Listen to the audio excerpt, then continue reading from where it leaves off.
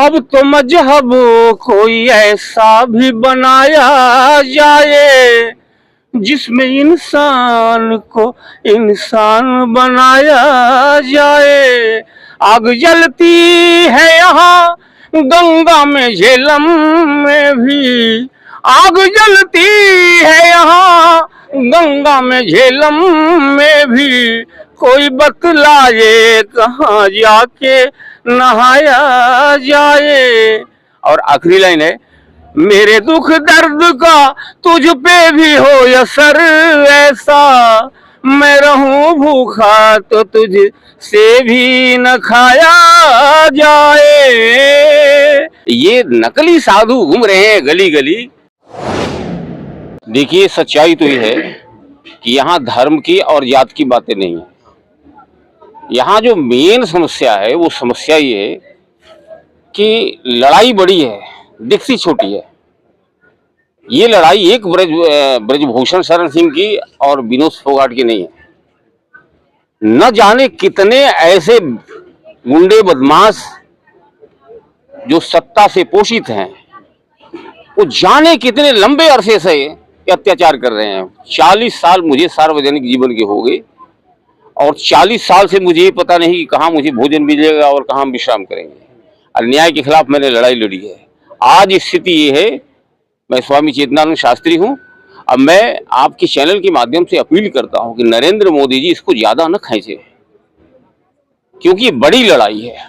ये अन्याय की लड़ाई है, भ्रष्टाचार की लड़ाई है, व्यभिचार की लड़ाई है। तो हो गया, 5 महीने हो गए। नहीं, अब नहीं, ज्यादा यदि खींचेंगे तो हाँ नहीं, तो अभी तो तुरंत इनको चाहिए। यदि समझदारी दिखाते हैं तो अच्छी बात है। नरेंद्र मोदी से मैं अपील करता हूँ कि आप जो है इसको बढ़ा करके और अपना नुकसान कर रहे हैं। आपको चाहिए कि तुरंत आप ब्रजभूषण शरण सिंह को गिरफ्तार कर सलाखों के अंदर डालिए।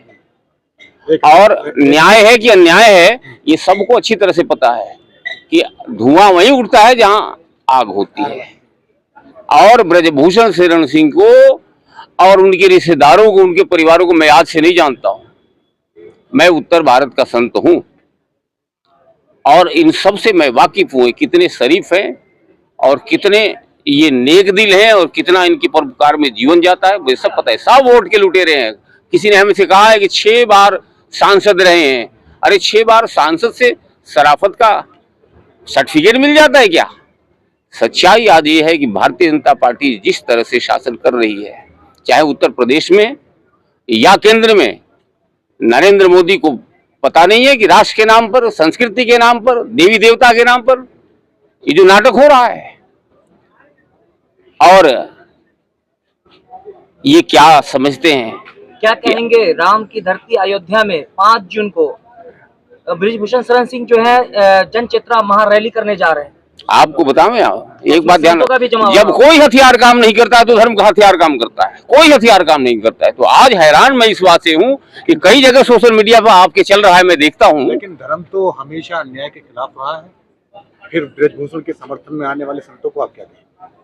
संत भगवा पहन लेने से संत हो जाता है? मन न रंगाए रंगाए जोगी कपड़ा, दढ़िया बढ़ाए के बन गए बकरा।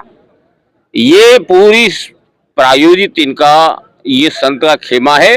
आप किसी भी महात्मा को देख लो। आप ये मानते हो कि नहीं मानते हो, हम लोग जब स्टूडियो में रिकॉर्डिंग के लिए खड़े होते थे तो उस समय 10,000 20,000 हम कलाकार को देते थे। 2-2 4-4 लाख रुपए की मास्टरपीस बनता था और मार्केट में 10-10 रुपए में कैसेट ले लो।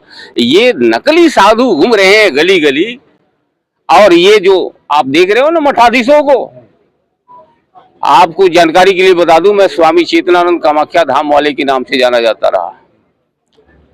और मुझे विवश कर दिया सन 90 में, जब मुलायम सिंह का पुराना साथी हूं मैं, फाउंडर मेंबर रहा हूं समाजवादी पार्टी का। आप कहां से सर? अभी आप 40 साल उम्र बता रहे हैं, मुलायम सिंह की उम्र 83-87। ऐसा है, आप यदि आप लोग तो मीडिया वाले हो, जरा ढूंढना स्वामी चेतनानंद शास्त्री का इतिहास आपके सोशल मीडिया पर है। और आप देख, मैं मुलायम सिंह का साथी आज का नहीं हूँ। लोक दल में प्रदेश का जब अध्यक्ष हुआ करते थे। कितनी है अभी? मेरी 68 साल की उम्र है, 68 का हूँ मैं। 40 साल से सारे सामाजिक कार्य कर रहे हैं 40 साल से। 40 साल से मैं कर रहा हूँ। 14 साल में तो मैं रेडियो में आ गया, आकाशवाणी में आ गया। सुनो, और जेपी आंदोलन में 4 लाइन हमारे आज भी गीत जो है ना आम जनता उत्तर भारत की गुनगुनाती है। मैं गायक रहा हूँ बनारस घराने का। और आज स्वामी चेतनानंद शास्त्री के नाम से मैं जन जागरण अभियान चला रहा हूं। और हमारा जो 4 लाइन है, गोपाल दास नीरज हमारे अच्छे मित्र थे, उनकी 4 पंक्तियां सुन लो आप पहले। हमारा जो मकसद है, आप सिर्फ दाढ़ी से और माला से आप बाबा मत समझना। सिर्फ अब तो मजहब कोई ऐसा भी बनाया जाए जिसमें इंसान को इंसान बनाया जाए। आग जलती है यहाँ गंगा में झेलम में भी, आग जलती है यहाँ गंगा में झेलम में भी, कोई बतलाए कहाँ जाके नहाया जाए। और आखिरी लाइन है, मेरे दुख दर्द का तुझ पे भी हो असर ऐसा, मैं रहूं भूखा तो तुझ से भी न खाया जाए। आपको जानकारी के लिए बता दूं कि चौधरी चरण सिंह ने मुझे लोकदल ज्वाइन कराया था, मुलायम सिंह से मित्रता कराई थी। और चौधरी चरण सिंह के सामने मैंने एक बात रखी कि 5-10 रुपये मुलायम सिंह और मुलायम सिंह के साथी जो देते हैं, इससे हमारा गुजारा नहीं होता। बचपन से मैं बाबा रहा। हमने कहा भाई कोई रास्ता तो बताओ। तो उन्होंने कहा क्या बात कर रहे हो, देश मजदूरों और किसानों का है, तुम उनके भला के लिए काम कर रहे हो। लोग 2:30 बजे सुनने के लिए हमें उपले की आग जला करके बैठते थे। मैंने कहा कि भाई मैं तो नंगा होने लगा। आप यकीन मानोगे, यही दिल्ली का आनंद पर्वत है जहां मैं आकर नंगा हो गया। एकदम मेरे पास एक लंगोट था। और दिल्ली के बिरला मंदिर से लेकर के आज के डेट में हमारा कंट्रीब्यूशन 95% मंदिरों में रहा है। जितने बड़े बड़े मंदिर दिल्ली के अंदर है, सब में कंट्रीब्यूशन मेरा है। लेकिन आज जानते हो, दिल्ली के पहाड़ियों पर, गुड़गांव की पहाड़ियों पर मुझे तपना पड़ा, ऋषिकेश की पहाड़ियों पर तपना पड़ा। मुझे शहर में एंट्री नहीं दी गई। मैं व्यवस्था के खिलाफ शुरू से रहा। आप देखते हो ना गुरुद्वारे यहाँ पर, रकाबगंज और बंगला साहब, ये धर्म स्थली है। लेकिन और बड़े बड़े मंदिर देख लो यहाँ के। ये साजिश है, ध्यान रखना इस बात का। ये मनुवादी लोगों की एक साजिश है। धर्म के आड़ में बहुत बड़ा कुचक्र है। आप बताओ, 80%, 85% हिंदुस्तान में हिंदू हैं।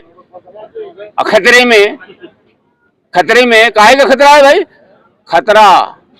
खतरा के नाम पर आम लोग वोट देते हैं। भोले भाले लोग होते हैं, इनको कुछ अता पता है नहीं। जहां ये जाते हैं, जिस भाषा के लोग होते हैं उनको शिकार कर लेते हैं। रिश्ता सिर्फ शिकार और शिकारी का रह गया, और कोई रिश्ता नहीं है। ध्यान रखना। और ये एक बात ध्यान रखना, मैं कामाख्या पीठ से हूँ। और हर बंदा जाके हम लोग मान का समर्थन करते हैं कि नहीं करते? मैं कतई हिंदू राष्ट्र के समर्थन में नहीं हूँ। और आपको जानकारी के लिए बता दूं कि मैं किसी की व्यक्तिगत आक्षेप किसी पर नहीं लगवा रहा हूँ।